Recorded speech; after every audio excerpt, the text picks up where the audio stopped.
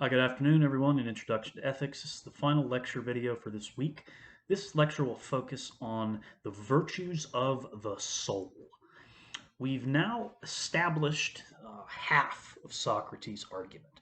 Recall that in the previous two lectures, we've established that Socrates is trying to define what justice is. And he's trying to define what justice is in order to show that living a just life is worth something in itself.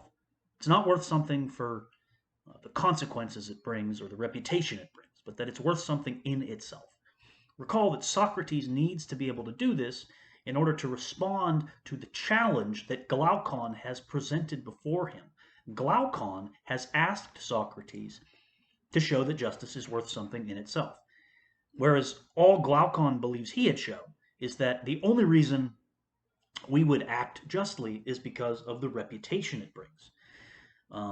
And that if given the chance, we would act unjustly, right? So, and that was shown through the Ring of Gyges and through the isolation of the seeming and the being of the just and the unjust individual, where we saw that the best combination was someone who seems just but is actually unjust. So that's the larger context that's going on here. So Socrates, in a response to that, so one of the ways that Socrates responds to this is to say, I can't right away tell you what justice looks like in the individual, but I can tell you what justice looks like in a city. And if I can show you what justice looks like in a city, then it would follow that the individuals that make up the city have the same structure within themselves. And therefore, if we call a city just, we also call the individuals who make up that city just. And so this is going to complete the city-soul analogy. An argument by analogy is simply the argument that two things are similar enough that when you're making an argument with someone, you can say that it is like this. And once you understand what this something else is like, it will reveal to you what the other thing is like. So this is an argument by analogy. The one thing that obviously has to be true for an argument by analogy is that the two things have to be similar enough in nature for them to be compared. And the major premise of Plato's argument here is that it comes up at the beginning of today's reading. So if you look at page 114, where today's reading begins at 435e, it says, "Isn't it quite necessary for us to agree that the very same forms and disposition as are in the city are in each of us? Surely they haven't come there from any other place. It would be ridiculous if someone should think that the spiritedness didn't come into the cities from those private men who are just the ones imputed with having such character." So all that is showing is that's the premise of Plato's argument, that we wouldn't call a city just if the people inhabiting the city weren't themselves just. And so all Plato's going to do today is going to give you an argument about what the virtues associated with the different parts of the soul are. Now, the soul is something that has been taken up in different contexts within other over the course of the history of psychology, the history of philosophy. Plato's going to be presenting you with a kind of tripartite structure of a soul. It basically has three different parts. In Freud's psychoanalysis, the ego, the id, and the superego mirror the structure that Plato's going to provide us here. This comes up in other contexts. So the Platonic soul is, you can think about it as a kind of psyche, as a basically as our personality. Um, it is the underlying sort of structure of a human being. It's not the physical structure. It's a kind of underlying metaphysical structure of a human being that helps us understand who that person is. So it goes beyond our physical appearance. This is about certain capacities that we have. And so that is what the soul is for the Greeks. And so Plato is now going to establish what the different parts of the soul are. I've already told you there's going to be three. And he's also going to establish the virtue that is associated with each part of the soul. And it's going to be the same four virtues that are associated with the city. As you recall, it was wisdom, courage, moderation, and justice. So he's going to take the same analysis that he's discovered in the city and apply it to the soul. And so those same four virtues are going to show up in the soul. And remember, for the Greeks, all it means to say that something is a virtue, it means that you are doing the thing that you are supposed to do and you are doing it well. And that's, I used the example of the pen last time. We say the pen is virtuous if the pen is functioning like a pen should, writing well. Let's leave it at that. You don't have to press too hard to get the ink, anything like that, right? You get the point. So each of these parts, when the part is doing the thing that it is supposed to do well, we call it a virtuous part. So Plato first needs to, but what Plato first needs to establish, he needs to ask whether or not that he's going to say that there are different parts of the soul. The question is, do these parts belong to some larger whole? And so they're actually just different functions of the same part? Or are they three separate entities? So that's what he first needs to establish. And this is crucial to understand because we need to bear in mind what the definition of justice is. For Plato, the definition of justice is that each thing does its part well and does not interfere with the workings of the other. In order for that definition of justice to work, that each part minds its own business and does the thing it does well, it needs to be the case that these are actually separate parts. So at the bottom of page 114, Plato asks, or Socrates asks, do we act in each of these ways as a result of the same part of ourselves, or are there three different parts, and with a different one we act in each of the different ways? So it needs to be the latter that Plato has to establish. He's going to introduce something that is referred to in logic as the law of non-contradiction. So he doesn't come right out and use that language, but if you've ever taken logic, the law of non-contradiction is simply states that something cannot both be true and not true at the same time. So this, even though again the language doesn't come up here, at the top of 115, Socrates says, it's plain that the same thing won't be willing at the same time to do or suffer opposites with respect to the same part and in relation to the same thing. So that is what's referred to as the law of non-contradiction. We cannot both assert X and not X at the same time. So to make this point a little clearer, Socrates refers to an analogy. He asks, don't we often see a man?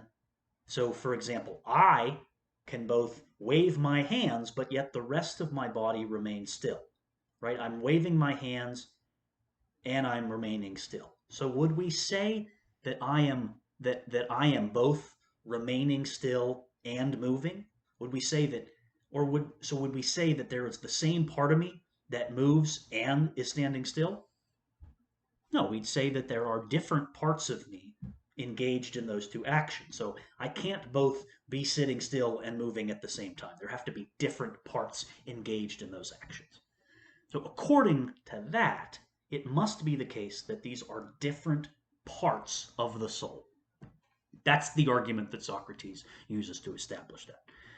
And now he begins with a simple observation that often in ourselves we can observe something like, he begins with the simple part of our soul that is going to be referred to as the desiring or the appetitive part of our soul. And this is simply hunger, thirst. You could not be a human being and not recognize hunger and thirst. Otherwise, you wouldn't be a human being. So you know what it feels like to have a desire. And so the simple psychological fact and the simple psychological observation points to the existence of at least some part of us, right? And this part, we call it appetitive, which is just short, a fancier way of saying an appetite. And so we have these basic needs that we have to fulfill. And what happens when we have hunger or thirst is that we move in the direction of the thing that we want.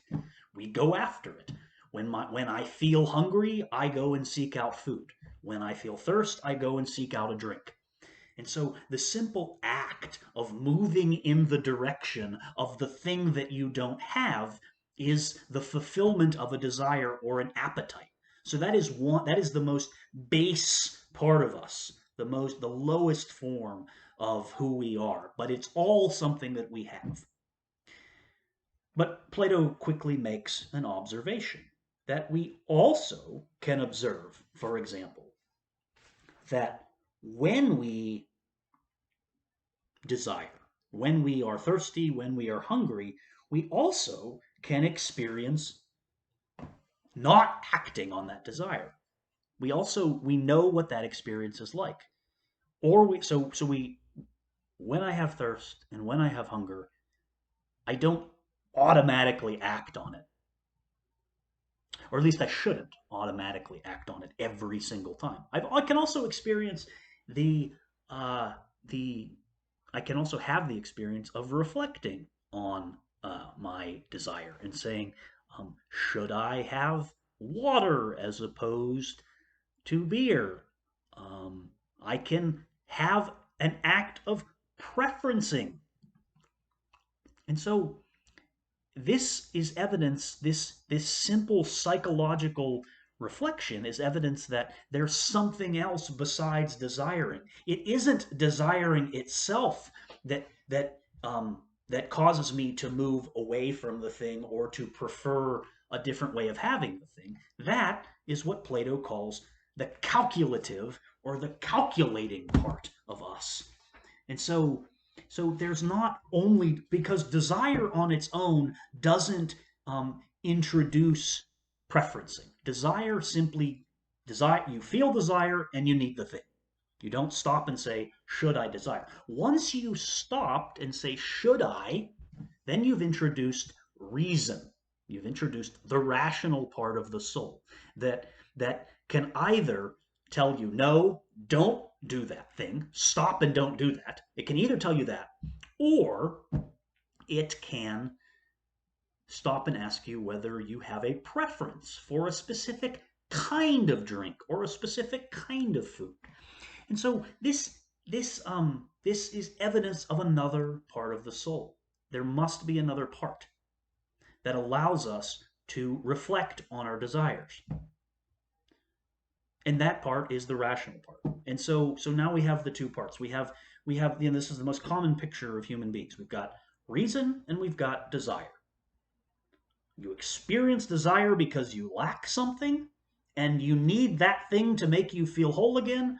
You've also got reason that steps in and tries to interpret desire and say, well, do you want to just have any old thing to satisfy the desire? Do you want to have this thing? Maybe you should wait until later. Maybe you shouldn't do that. So reason kind of is this thing that human beings have that helps us make good choices. So that's reason. There's a lot going on in the reading that I'm not necessarily getting into, but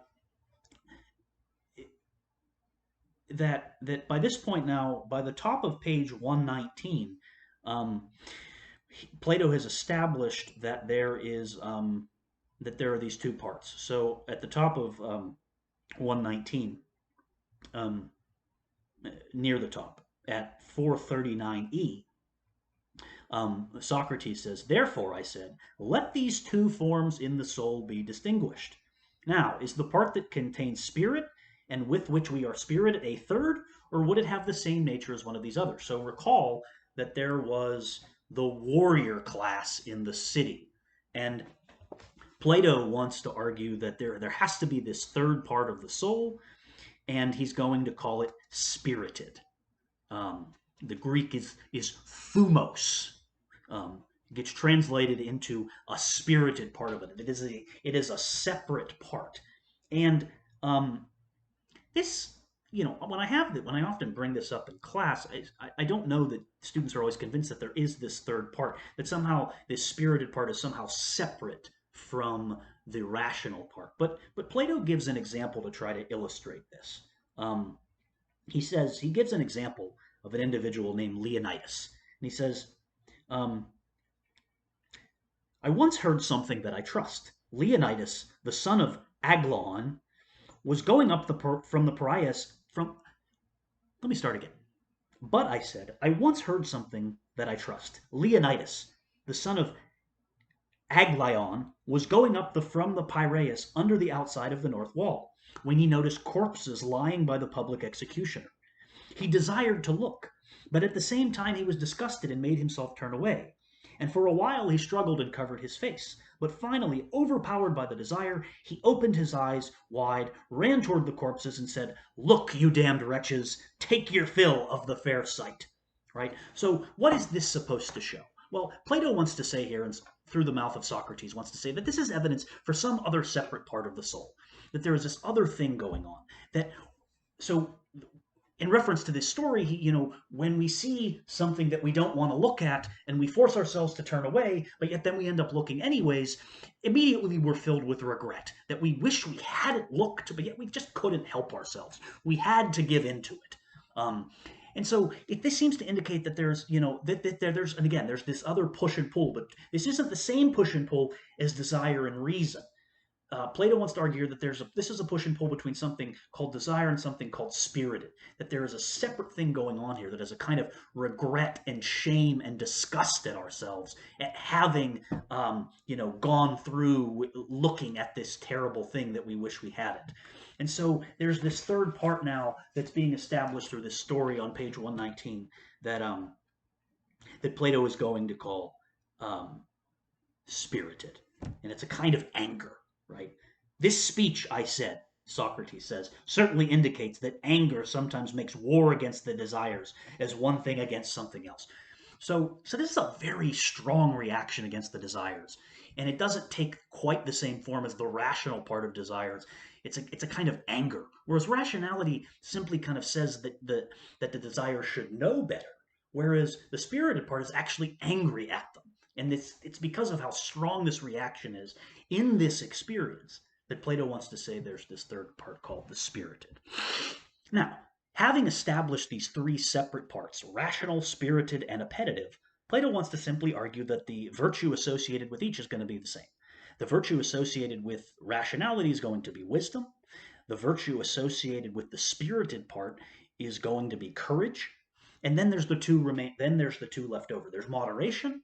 Moderation in this context now is simply going to be an agreement between the desiring part and the rational part, that the rational part rule over the desiring part. That's moderation. And then justice is going to mean the same thing. Justice is going to mean, in this case, that each part does the thing it does, and it does it well. That the desiring part desires. The spirited part, it rebels at the desires when they, do something that the spirited part doesn't like. And then you've got the rational part, which rules over the desires and makes choices for the whole thing. The rational part knows best. And so justice is, again, sort of each part doing the thing it does well, doing it virtuously, minding its own business. That's what's going on with justice in this context. And so now we've got an answer that justice is the functioning of a healthy soul. That in order for us to call a soul healthy, we have to call the soul just. And so, by the end of today's reading, that's what we have, is that a just soul is one that is healthy, that has each part doing the thing that it does and doing it well.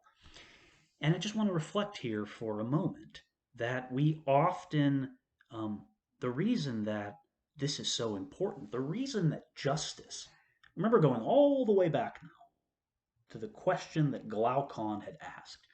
Why is living a just life worth something in itself? Well, the reason it's worth something in itself is that if you don't have a just soul, you will not be a virtuous human being. You can't live a fully human life according to this conception of what a human being is. You will not be able to fulfill your nature as a human being if you don't have a just soul. If you don't have the parts of the soul doing the things that they're supposed to do and doing them well, you will not be. You won't have. I often, when I make reference to this, to give it a little more reality, you won't have a sense of integrity. And by integrity, I mean it in a more literal sense here. You won't have a sense of that you are an integrated self, and a fully integrated, virtuous self, with each part doing the thing it does well. And if you don't have that, I think you feel it. You think about people who you talk about, like we talk about somebody who has a good personality. Well, somebody who has a good personality is someone who is consistent with the parts of themselves, and they react well in situations. They don't fly off the handle for no reason. They're not angry all the time. They don't have crazy mood swings that lead them, to be to seem like a perfectly great friend one day, and then the next day they fly off the handle for no reason. Right? It's that kind of thing that we recognize in each other, in other human beings, in other humanities, that we regard as really important for what it means to be a good human being. And that's all Plato is getting at here. And so that's a pretty crucial reason why it's important to be just. And so, again, to go back to the question, why be moral? Well, why be moral? Why be a good person? Because without being a good person, without having a just soul, you will not be a fully functioning human being. You will have a disintegrated personality where you are this way one day and another way the next day. And so that's about it. So that's all I have. And I will talk to you all soon.